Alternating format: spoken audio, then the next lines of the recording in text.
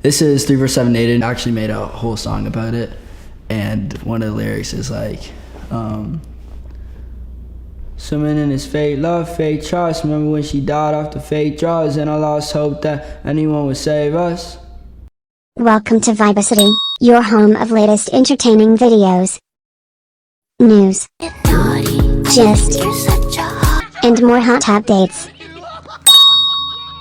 Ladies and gentlemen, Vibe citizens, and those of you who are like to join our vibrant community, welcome to Vibe City HQ. Get ready for a roller coaster ride through the fascinating life of a young talent who's taken the music world by storm. But before we dive deep into 347aidan's incredible journey, make sure to hit that subscribe button and ring that notification bell for all the latest vibes. We're all about good music and great company here.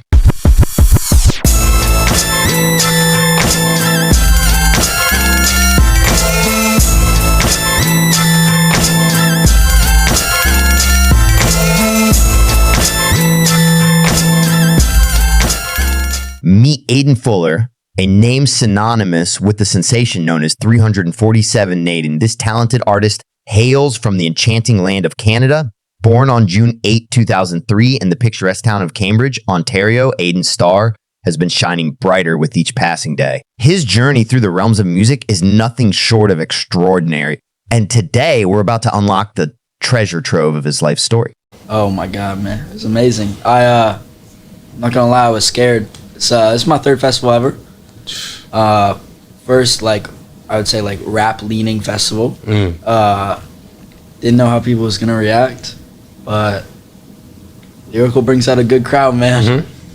It was lit. 347aidan, the name on everyone's lips, is more than just a rapper and singer. He's an artist who's redefined the very essence of modern music. What sets him apart is his remarkable ability to seamlessly blend the captivating beats of hip-hop with the infectious melodies of pop, creating a genre-defying sound that's uniquely his own. But what truly makes this journey fascinating is that Aidan has achieved all this at the tender age of 20. Yes, you heard it right. He's just 20 years old, and yet he's already left an indelible mark on the music industry. His youthful spirit and unparalleled talent have taken him places that most can only dream of. Strap in, because this biography is about to take you on a mind-blowing journey through the life, music, and magic of 347. So sit back, relax, and let's delve into the chapters that make up this captivating story: early life, career, personal life, and discography.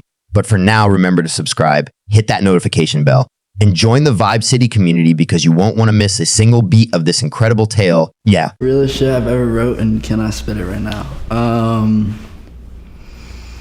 Talking about the concept of my friend who had passed away, and I actually made a whole song about it, and one of the lyrics is like, swimming in his fake love, fake trust. Remember when she died off the fake drugs, and I lost hope that anyone would save us.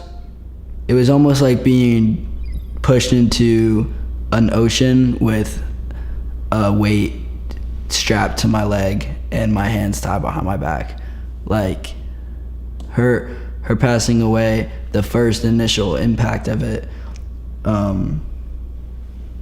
truly made me feel like there was no hope, which is the lyric of the song.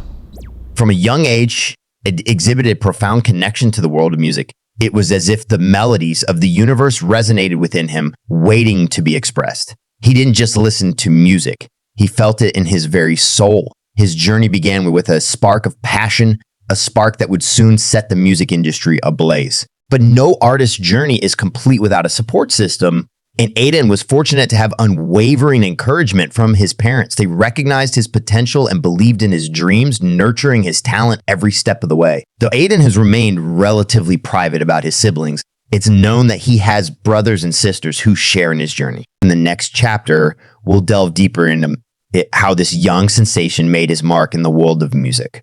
So stay tuned, because this biography is just getting started, and it's a tale that's bound to leave you awe-inspired. A little bit smaller, you know, they were smaller shows, like 200 to 500 cap rooms, and, you know, a lot of people in there don't speak much English. You know, getting up on the stage was scary a little bit, but by the end of it, it was, you know, the best couple months of my whole life so far.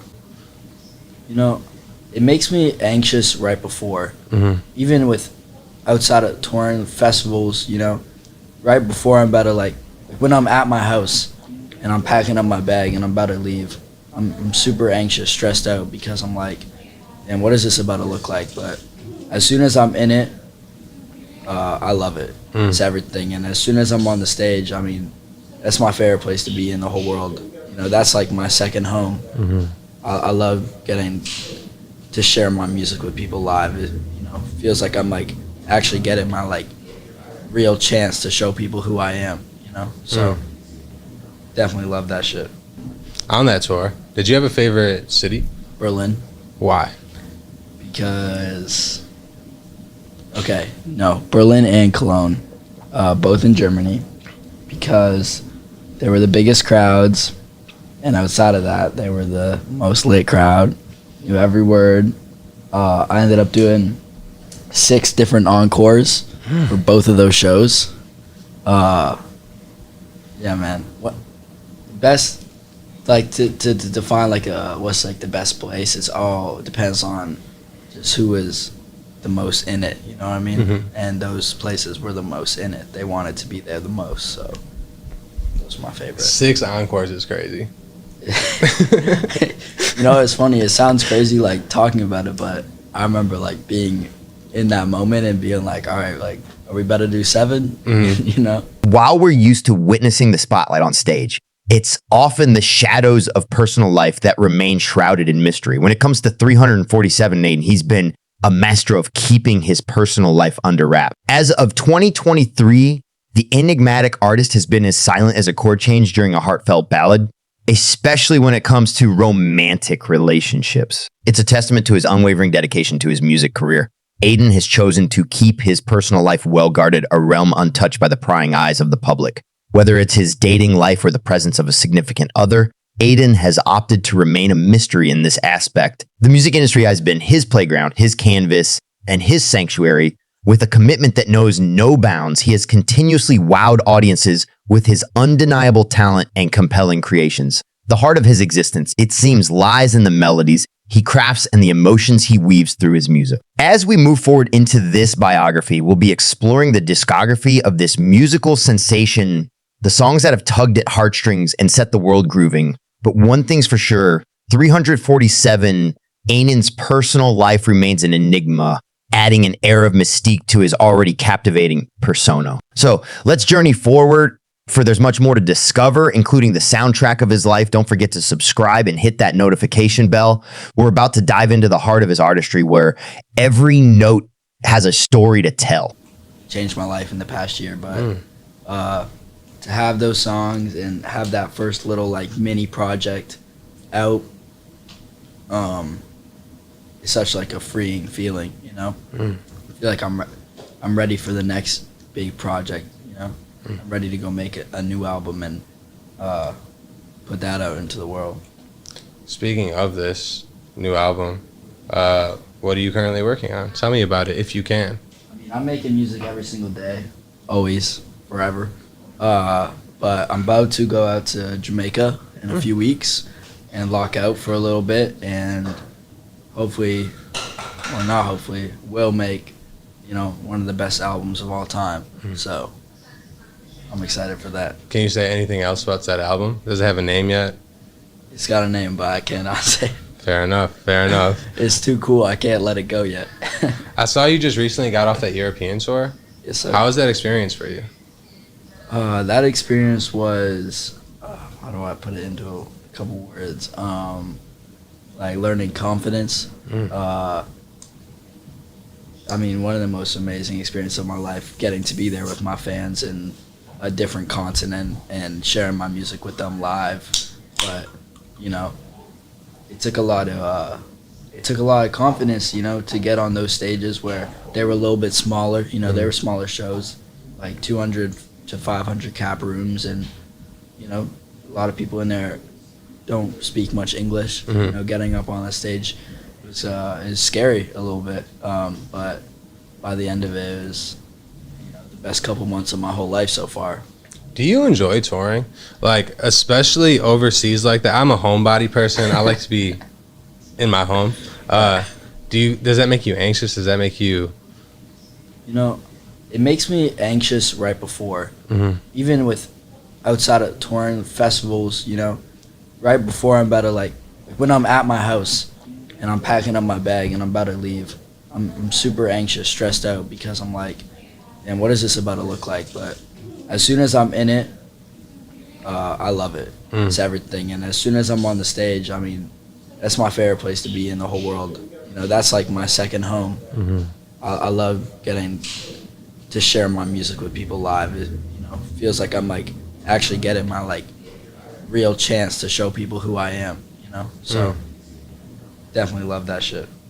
On that tour, did you have a favorite city? Berlin. Why? Because Berlin and Cologne, both in Germany, because they were the biggest crowds, and outside of that, they were the most lit crowd. Knew every word. I ended up doing 6 different encores for both of those shows. Yeah, man. What best? Like to define like what's like the best place? It depends on just who is the most in it. You know what I mean? And those places were the most in it. They wanted to be there the most. So those were my favorite. 6 encores is crazy. You know, it's funny. It sounds crazy like talking about it, but I remember like being in that moment and being like, all right, like, are we better do 7? You know. I watched a few of those vlogs that you were doing over there. One, just awesome content for your fans. Are you gonna keep doing more of those? Yeah, I think so. I just loved having it, you know what I mean? Like, even if 5, 10, 15 of my fans watch it now, to think like 30 years in the future that's gonna exist on the internet is amazing to me. So yeah, I think I'm gonna keep documenting it. I love that. That's what I love about content and about interviews. That's why I do a lot of interviews. Like, the thought that when me and you are both dead, what we're doing right now, like, your kids could watch or your grandkids. That's just cool, right? It's amazing, man. Hell yeah. How would you say the European shows differ from the American ones? That's a hard question. I think a lot of artists I've talked to have said, man, Europe is like, it's way litter. Like, American shows are not as lit. I personally disagree. I think it all depends on not even where you at or, you know, what festival you doing. I don't think any of that really matters. I think it's all just like what crowd you get in that day. You know what I mean? And I've performed in front of some crowds in Europe, in America, that were just not as there. And then I performed in some crowds, again, in America and Europe, that wanted to be there, and you know they want to be there. You know what I mean? So I don't think there's much of a difference, to be honest, besides, you know, obviously in Europe, not as many people there speaking English. Yeah. But I think people all over the world want to turn up and want to get crazy. So I think it's just depends on the crowd. Arguably the most important question of this whole interview. What is your favorite SpongeBob episode? Oh, no. That is important. Okay, my favorite SpongeBob episode is the episode where SpongeBob goes hunting for the jellyfish.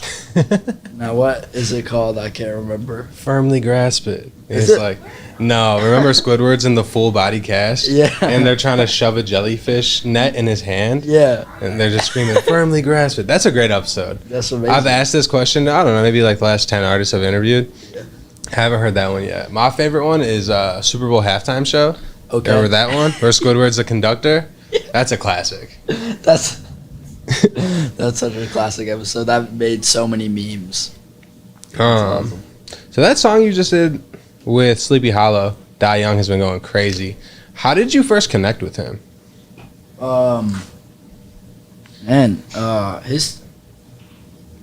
His I think it was his producer, Great John, who produced that beat. Just hit us, hit my team and was like, "Yo, like, Sleepy sampled this song. Here it is." They sent it after he already sampled it, and I mean, I was juiced on that. I was already a fan of Sleepy Hollow. I fucked with his music a lot already, so I mean, it was a no-brainer. They ended up flying me out to New York 2 days after that. I shot a music video with them. Got in the studio with bro, and yeah, man, it's amazing. I mean, the song is obviously doing really well. Honestly, not to say better than I expected, but a little bit better than I expected. It's going crazy. It's going crazy. And the original was already super raw. And what I thought was interesting is most artists don't get sampled like that until years and years later. Yeah. That song's like a year or two old. Dude, it's so interesting, and I honestly think it's genius on his part. I told him that when I met him. I was like, man, like, you're real smart for this, because just like you said, a lot of artists, I mean, talk about not being sampled, but a lot of artists don't sample other artists until it's something, really old. But the thought of sampling an artist on a song that's, popping and it's not that old, it's like, dropped in the last 5 years. It's kind of genius. It is. You know what I mean? Because it's still fresh in people's minds. And it low-key is working to your benefit too, because you know how many people, I'm assuming, have listened to that song and been like, wait, who is this kid? What? And then they go through your catalog and then they hear the original and they're like, oh shit. Exactly, man. It's definitely working to my benefit. What I thought about it when it was first like presented is like, okay, this is gonna push my music more into the hip hop world, which I want. I want my music to be big in every genre, Like I have some, so-called hits in alternative and, played around with bedroom pop and rock music. It's so cool. I want my music to be big in hip hop too, I think rap fans, hip hop fans lead the internet, Facts. So I saw that as my chance to move more into that world, and yeah, it's definitely doing that for me. I love that. Aidan, can you explain what's going on in this photo? Where the hell do you guys get this photo? Okay, story time. I wanted to prank my fans one day, and I thought, how can I prank my fans by not being too crazy? Okay, I'm gonna take a photo. It sounds so ridiculous. Take a photo and edit my eyebrows out. I did that. I posted it on the gram, pretended that they were shaved off completely. That's where that photo came from. It looks real. It looks real, man. Yeah. Them Snapchat filters go crazy. There's whole threads on the internet of your fans trying to figure that out. Are you serious? And now they have the answer. There you go. That's awesome. I know you got to catch a flight. I got a few more questions for you. It's cool. What kind of impact have Nick and Clark had on you? Not only like in your music career, but just in your life in general. I think, for those of you who don't know, Nick and Clark are my managers. Clark works on the creative. Nick deals with the more business side of things. I think when I had no managers, I wasn't signed, I was just an independent artist working by myself, dropping music by myself, I had this massive fear of the business side of the music industry, whether that's labels, whether that's management. And I kind of had this interpretation of management and all that in my head that they were bad people for some reason. That's what I thought. And when it was Nick who reached out to me first, a little bit into 2020, and he showed me that a manager can be a good person, a dope person, someone who just wants to help you. We brought Clark into the picture. He's helped elevate my creative side a lot, just helped me explore and expand my mind. I think the impact they've had on me is just making what I do more dope, you know? I mean, I'm already a pretty cool person, and to have 2 super sick people by my side making me more cool is important, you know? You know, because it can't be, what is it, can't be a one-person army? Is that the metaphor? Something like that. Something like that, yeah. You had to pick one. Who'd you pick? I'm just kidding. Would you eat grape-flavored Doritos? Hell yeah. Easily. I'm crazy with food combinations. I'm not kidding. I'm kind of like known in my friend group for like mixing crazy foods. What would you call them? Grapitos. Easy. Y'all should make that a thing. Lyrical lemonade Grapitos. Lyrical Lemonade 347aidan collab. Do you remember when you tweeted that? Yeah, I do. That was an old ass tweet. I was digging the other day. Aidan, last question. Hit me. I've asked you this before, but now it's a new interview. Where do you see yourself in 5 years? Okay, 5 years. I see myself 10 times doper, 10 times richer, and 10 times better at doing what I love. Perfect. 10-year-old Aidan, damn, that's like 8 years ago. Happy, I would say. I think invested in school, shockingly. Hockey, super into hockey. Loved sports. Still dissociated. Definitely growing up my whole life, I kind of just felt like everywhere I was, like I almost wasn't supposed to be there, or my mind just felt like it was on like a different dimension. Dissociation to me is like knowing exactly what you're doing, but at the same time feeling like you have absolutely no clue what's going on in that moment. I was super extroverted, I would say, for the most part. Super extroverted, but also like a slice of introverted, like kind of like class clownish. Like I kind of wanted to be the center of attention always, but in my own way. As soon as that moment was over, I wanted to be super introverted and talk to nobody. Like I'd want that like one moment to be like, yeah, everyone's looking at me, and then be like, wait, nobody look at me. Probably, okay, I have a couple. One, Tina Belcher from Bob's Burgers, because she is in the show so shy and introverted, but so herself, and you can just tell that she's the type of person like in real life who is just so kind of like weird and quirky, but just somehow fits into every single circle or group because of how like fun and quirky they are, and I kind of feel like that's me. So shout out Tina Belcher. I said there was a few, but then after talking about Tina Belcher, I like, nah, it's the only one. So actually, no. Don't know the name of the character, but Midnight Gospel, if you haven't seen it, amazing show. Clancy, sorry, is his name. The main character of that show, I love. Honestly, Midnight Gospel is probably my favorite show of all time, because I watch it and get amazed, and I feel like my mind gets opened every time, whether I'm sober or on something. I just feel like my mind gets open every time I'm watching it. I love these books. This is a part of a set of 3, but it's this Japanese book I picked up at the bookstore like when I first moved into this house, which was like a month ago. And this book is basically in a slideshow of art, so it's like all in pictures, explaining how like a visitor from outer space, like an alien, would react to the world. And I find it really cool because sometimes I'll be feeling like I'm an alien.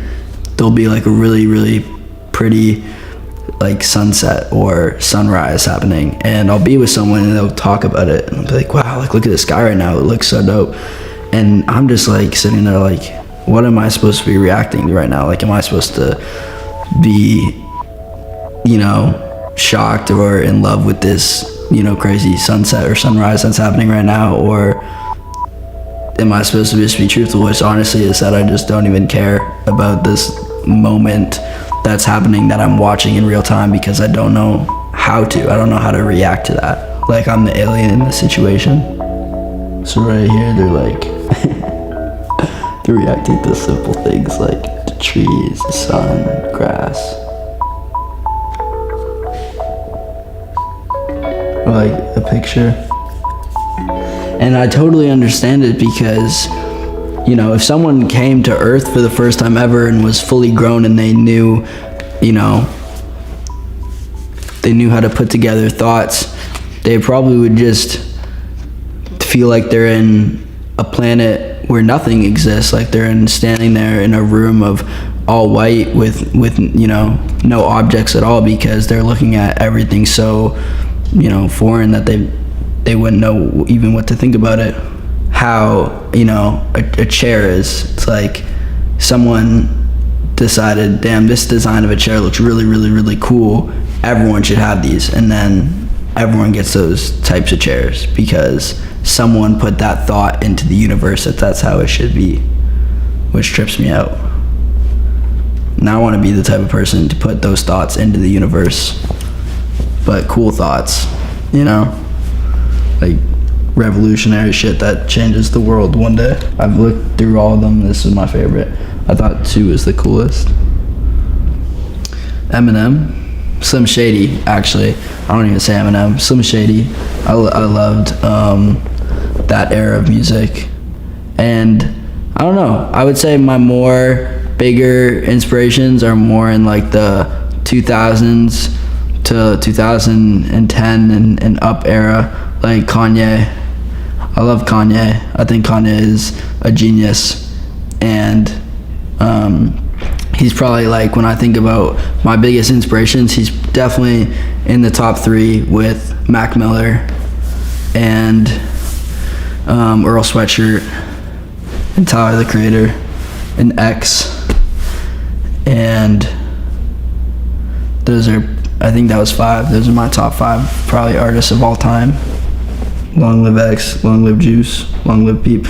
Really long live any artist who has passed away. And I find it, the one, this is kind of off topic, but it's still on the same topic, is the idea that artists will not be the biggest until they pass away. That trips me out. That's something that I almost either get too much or don't get at all. And it actually kind of makes me sad.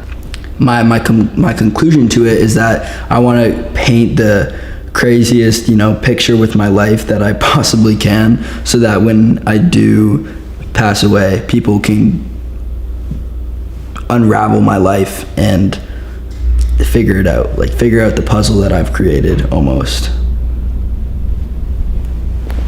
Okay, it's a fun one. The most romantic thing I've ever done. Damn, I'm not that romantic. Actually, I am pretty romantic, but I haven't been in a relationship in like 3 years.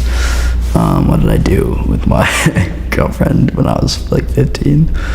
I think once I planned like a picnic, and I wish I did more. I really did, because great relationship, great human being. If I was like 15, 14, like what can I do? But I think once, like, I planned to go on like a picnic and go antique shopping, and that was a great day because she loved antique stuff and loved picnics. So that was like a cool concept that I put together. But I feel like I've never got the chance to be the romantic genius that I potentially could be. Love is happiness. Love is being okay with where you are right now and who you're with, and not needing that to change. When you're with them, you feel so connected and so in that moment that you don't want to have to, you know, be anywhere else. I think that's love. What can I say about mental health? I don't know. I feel like I've battled with mental health problems my entire life. Mental health is what makes a person. Nobody is normal. I don't believe in a normal. I would hate the concept of believing that there's a normal. I feel like everyone is them, and the weird things about their head, the things that make them, question any type of stability is what makes them who they are. When I was younger, I was on all types of medication for my ADHD, and I think for this other thing called ODD, which I don't really know what that is, but I was on medication for both of those, and I cycled through every single hyperactive or ADHD pill that you could, like Vyvanse, Strattera, Concerta, Dexedrine, from when I was 7 to 14, so about 7 years of my life. And I hated it so much. I absolutely despised it. I hated the concept of it and the actual doing of it, because taking all these pills every single day that I was prescribed made me feel like a robot and like I was being numbed from the rest of society. And I remember one day I had gone into school. The principal stopped me at the door and said, "You cannot enter the school unless you take this pill." And she like held up like my ADHD medication.